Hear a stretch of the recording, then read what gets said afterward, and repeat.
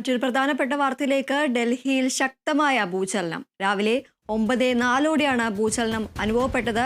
പ്രകമ്പനം 1 മിനിറ്റോളം നീണ്ടുനിന്നു. പ്രാഥമിക വിവരങ്ങൾ പ്രകാരം റിക്ടർ സ്കെയിലിൽ 4.1 തീവ്രത രേഖപ്പെടുത്തി. ഹരിയാനയിലെ റോഹ്തക്കാണ് പ്രഭവ കേന്ദ്രമെന്നാണ് വിവരം.